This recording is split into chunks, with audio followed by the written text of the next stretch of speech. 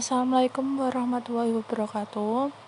Kami dari kelompok 6 akuntansi 5 paralel akan menjelaskan bab mengukur dan mengendalikan aset yang digunakan.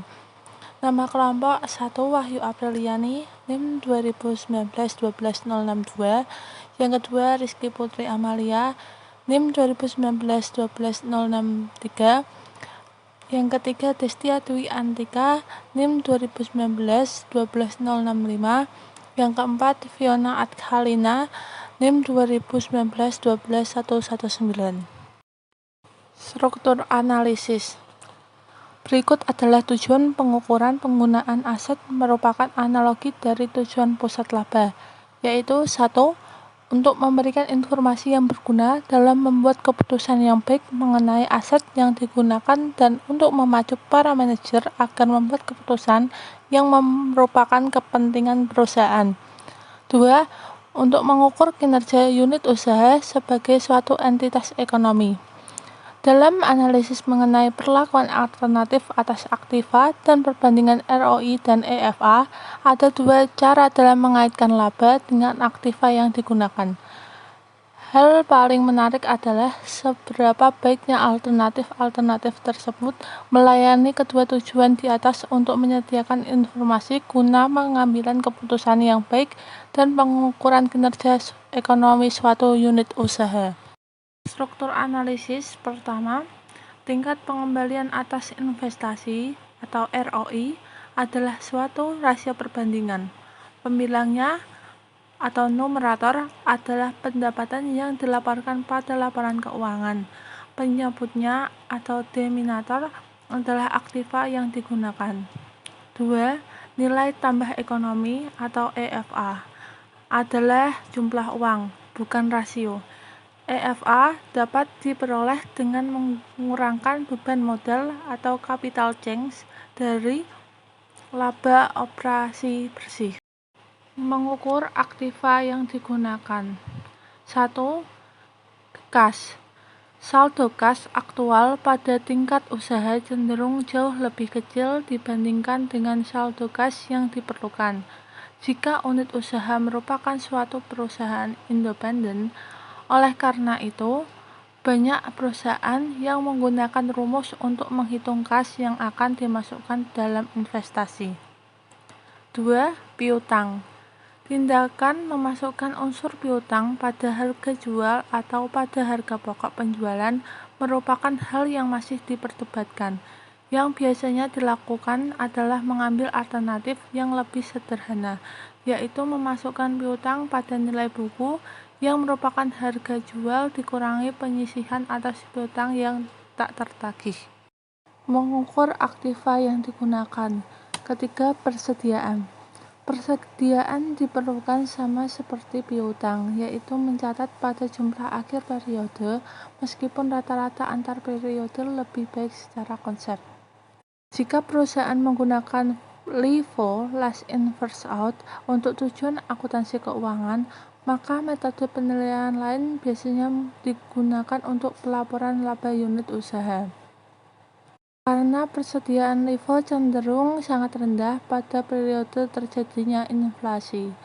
Dalam kondisi-kondisi tersebut, persediaan sebaiknya dinilai pada biaya standar atau rata-rata dan biaya yang sama sebaiknya digunakan untuk mengukur harga pokok penjualan pada laporan laba rugi unit usaha.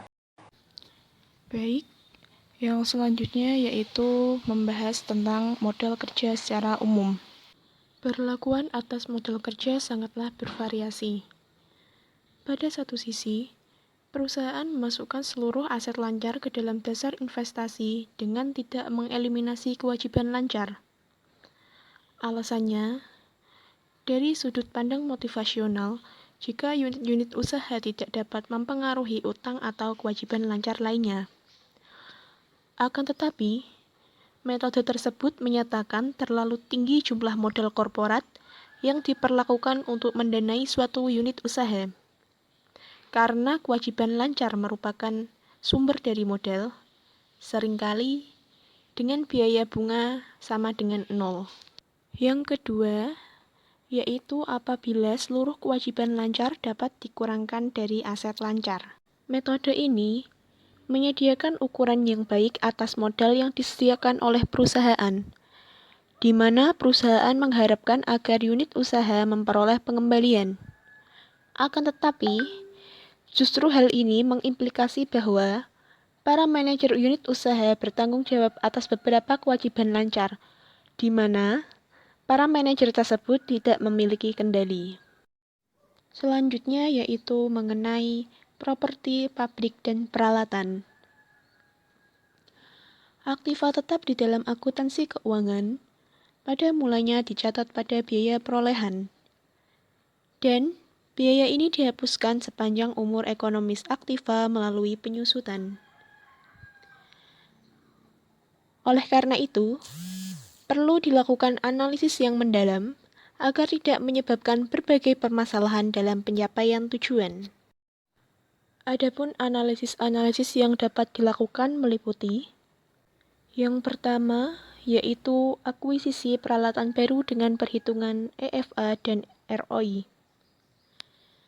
Perhitungan EFA menandakan bahwa profitabilitas telah menurun, walaupun fakta ekonomi menunjukkan bahwa laba mengalami kenaikan.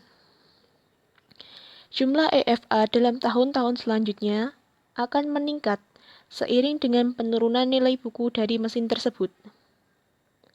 Kenaikan EFA setiap tahunnya tidak mencerminkan perubahan ekonomi yang sebenarnya. Meskipun tampaknya telah terjadi kenaikan profitabilitas secara konstan, namun sebenarnya tidak ada perubahan profitabilitas pada tahun setelah mesin tersebut dibeli.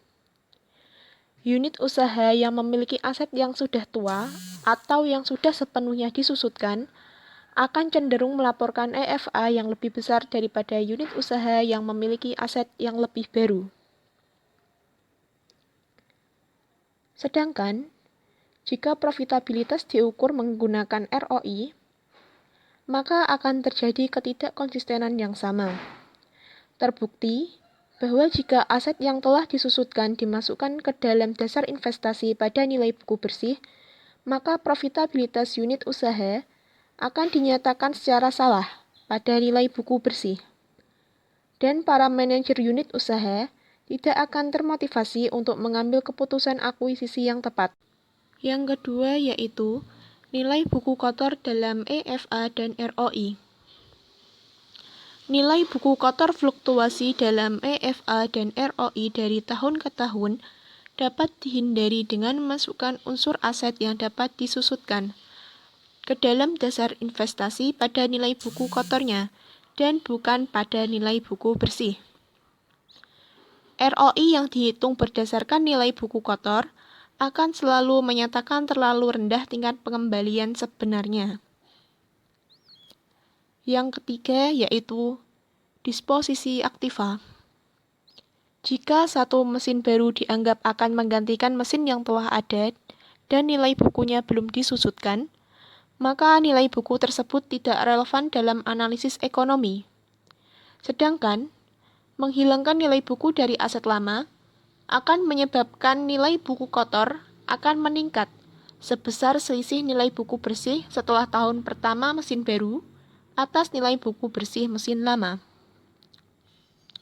Secara total, jika aset dimasukkan ke dalam dasar investasi pada biaya awalnya, maka manajer unit usaha akan termotivasi untuk menghilangkan aset tersebut, meskipun aktiva itu memiliki suatu kegunaan, karena dasar investasi unit usaha akan berkurang sejumlah biaya penuh dari aset tersebut. Yang keempat yaitu penyusutan anuitas. Penyusutan anuitas merupakan kebalikan dari penyusutan yang dipercepat, di mana jumlah penyusutan tahunan adalah rendah pada tahun-tahun pertama ketika nilai investasinya masih tinggi dan meningkat setiap tahunnya. Seiring dengan menurunnya nilai investasi, tetapi tingkat pengembalian hasil tetap konstan. Yang terakhir yaitu metode penilaian yang lain, seperti penetapan nilai buku bersih dengan menggunakan batas bawah, tidak menggunakan catatan akuntansi dan menggunakan estimasi nilai sekarang dari aset, dan juga persoalan lain dalam menggunakan nilai pasar sekarang adalah memutuskan bagaimana menentukan nilai ekonomis. Aset-aset yang disewakan. Hampir semua perjanjian sewa guna usaha merupakan perjanjian pendanaan. Yang dimaksud perjanjian pendanaan yaitu perjanjian tersebut memberikan cara alternatif untuk menggunakan aktiva yang seharusnya didapatkan dari pendanaan dengan uang dan modal. Berikut ada aktiva tak berwujud yang artinya beberapa perusahaan cenderung melaksanakan penelitian dan pengembangan atau R&D yang intensif. Ada keuntungan dalam mengkapitalisasi aktiva tidak berwujud seperti R&D dan pemasaran, serta kemudian mengamortisasinya selama masa manfaatnya. Ada pula jenis aset tak berwujud perusahaan yang dimiliki antara lain 1. Paten, 2. Hak cipta, 3. Merek dagang, 4. franchise, 5. leasehold, dan 6 yang terakhir adalah goodwill. Pengertian dari kewajiban tidak lancar antara lain adalah kadang-kadang suatu unit usaha menerima modal permanennya dari kumpulan dana korporat. Korporat memperoleh dana tersebut dari pemberi pinjaman, investor modal, dan laba ditahan. Bagi unit usaha, jumlah total dari dana tersebut adalah relevan tetapi tidak dengan sumber daya dari mana dana tersebut berasal. Meskipun demikian, dalam situasi yang tidak lazim, pendanaan suatu unit usaha mungkin saja merupakan hal aneh bagi unit itu sendiri. Beban modal. Kantor pusat korporat menentukan tarif atau rate yang digunakan untuk menghitung beban modal atau capital charge. Biasanya tarif tersebut ditetapkan di bawah estimasi biaya modal perusahaan sehingga EVA atas rata-rata unit usaha berada di atas 0. Survei praktik. Kebanyakan perusahaan memasukkan unsur aktiva tetap ke dalam dasar investasi pada nilai buku bersih. Perusahaan-perusahaan tersebut melakukannya karena ini merupakan jumlah dengan mana aktiva tersebut dicatat dalam laporan keuangan. Dan oleh karena itu, sesuai dengan laporan keuangan tersebut, mencerminkan jumlah modal yang digunakan dalam divisi tersebut. Eva versus Roy. Ada 3 keuntungan dari Roy, yaitu 1. Roy merupakan laporan komprehensif, di mana semua mempengaruhi laporan keuangannya tercermin dalam rasio. 2. Roy mudah dihitung, mudah dipahami, dan sangat signifikan secara absolut. Sebagai contoh, Roy di bawah 5% dikatakan rendah dalam skala absolut, dan Roy di atas 25% dikatakan tinggi. 3. Roy merupakan denominator yang dapat diterapkan ke setiap unit organisasi yang bertanggung jawab terhadap profitabilitas tanpa memedulikan ukuran dan jenis usahanya. Kinerja dari unit yang berbeda dapat saling dibandingkan. Selain itu, data Roy pesaing bersedia sehingga dapat dijadikan sebagai dasar perbandingan. Selain itu, ada 4 alasan keunggulan dari Eva, yaitu 1. Dengan Eva, seluruh unit usaha memiliki sasaran laba yang sama untuk perbandingan investasi. 2. Keputusan-keputusan yang meningkatkan ROI suatu pusat investasi dapat menurunkan laba keseluruhan. 3. Eva adalah tingkat suku bunga yang berbeda dapat digunakan untuk jenis aktiva yang berbeda pula. 4. Eva berlawanan dengan Roy, memiliki korelasi positif yang lebih kuat terhadap perubahan-perubahan dalam nilai pasar perusahaan. Berikut ini adalah cara untuk mencari Eva. Eva dapat dicari dengan cara laba bersih dikurangi beban modal, di mana beban modal sama dengan biaya modal dikali modal yang digunakan. Selain itu, ada cara lain untuk mencari EVA, yaitu modal yang digunakan dikali ROI dikurangi biaya modal. Pertimbangan tambahan dalam mengevaluasi manajer. Kesalahan konseptual ROI untuk evaluasi kinerja adalah nyata dan menyebabkan timbulnya perilaku disfungsional dari para manajer unit usaha. Tetapi, cakupan dari kesalahan tersebut tidak dapat ditentukan karena hanya sedikit jumlah manajer yang mengakui adanya kesalahan dan banyak yang tidak menyadari bahwa kesalahan tersebut terjadi. Sehingga penggunaan EVA sebagai perangkat pengukuran kinerja sangat disarankan. Namun, EVA tidak menyelesaikan seluruh masalah yang berkaitan dengan perhitungan aktiva tetap, kecuali metode penyusutan anuitas atau annuity depreciation dipergunakan. Mengevaluasi kinerja ekonomi suatu entitas. Pada bagian ini akan dibahas tujuan dan sifat informasi ekonomi. 1. Laporan-laporan ekonomi merupakan instrumen yang diagnostik. 2. Laporan-laporan ekonomi dapat dijadikan dasar untuk memperoleh nilai perusahaan secara keseluruhan. 3. Secara konseptual, nilai suatu unit usaha adalah nilai sekarang dari pendapatan di masa depan. 4. Salah satu tujuan penting dari suatu organisasi bisnis adalah untuk mengoptimalkan tingkat pengembalian atas ekuitas pemegang saham. Sekian presentasi dari kelompok 6.